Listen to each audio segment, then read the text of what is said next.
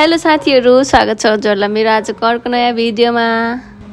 अनि साथीहरु, मेरो भिडियो हेर्दा चाहिँ दिक्क नमानिकन हेर्दिनु होला, किनभने यो धेरै अगाडिको भिडियोहरु हो नि त। अनि मेरो ग्यालेरीमा यतिकै थियो अनि मलाई चाहिँ यो ग्यालेरीबाट एकदम क्लिन गर्न मन लाग्यो। अनि त्यसको लागि चाहिँ मैले अब भोइस ओभर गरेर अपलोड गर्छु अनि क्लिन गर्छु भने टाइम हेर्नु न। टाइम हामी चाहिँ 8:54 घरबाट हिँड्यौं साथीहरु। अनि यति बेला चाहिँ मलाई थाहा नै थिएन क्या हामी आज जान्छौँ भनेर। म चाहिँ एकदम खानासाना खाएर सुतिसकेको मान्छेलाई दिदीले कल गर्नुभयो अनि छिटो आऊ गाडी आइसक्यो जाम भन्न थाल्नुभयो। अनि मैले पनि सम्झेँ राति पनि सुत्ने त हो, जान्छु म पनि भनेर। अनि चट्टसितले 10 मिनेटमा मात्र 10 मिनेटमा रेडी भएर म चाहिँ आएको साथीहरु। अनि राति हिँड्दा चाहिँ फेरि छुट्टै मजा आउने रहेछ क्या साथीहरु। कस्तो आनन्द फिल हुने भने नि, चिसो अनि हल्का पानी पनि परिरहेको थियो। अनि यो चाहिँ हाम्रो काने पोखरी अनि यसको बिजोक हेर्नु न।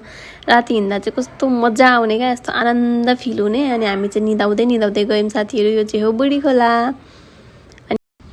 अनि इटरी चोकसम्म आइपुग्दा चाहिँ यता चाहिँ पानी परेको थिएन नि त। अनि यहाँदेखि उता जाँदाखेरि चाहिँ उपर मजाले पानी परिरहेको थियो साथीहरु।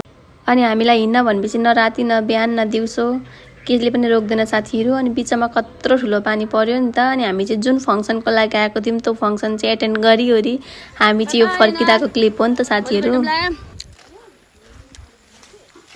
पीछे पानी पर रहा इधर, इसको ऐसा करना पड़ेगा ना भाई साहब। चलो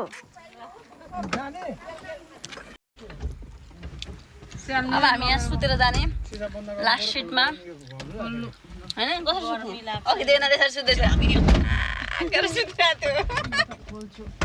खोल्नु भाउजू खोल्नु। त सुत गएर सुत्छेस एना डरले नि बसेन बुनु के हो मोबाइल भाइ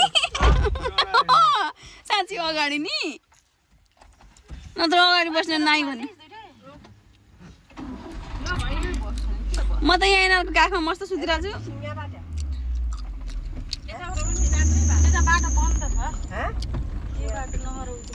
अनि साथीहरु हामी चाहिँ जुम्काबाट 11:34मा फर्क्यौं नि त। यहाँबाट चाहिँ पानी परिरहेको थियो अनि भिज्दै भए पनि हामी चाहिँ घरतिर लाग्यौं साथीहरु।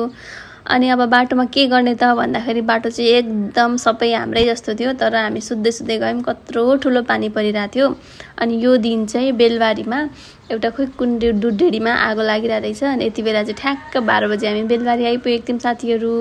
अनि त्यहाँनिर चाहिँ पुरै दमकलहरु आएर आगो निभाइरहनु भएको थियो नि त। अनि मैले यहाँको थोरै क्लिप लिएँ किनभने म चाहिँ निदाइरहेको थिएँ। आगो भनेको सुनेर जुरुक्कै उठेको थिएँ साथीहरु।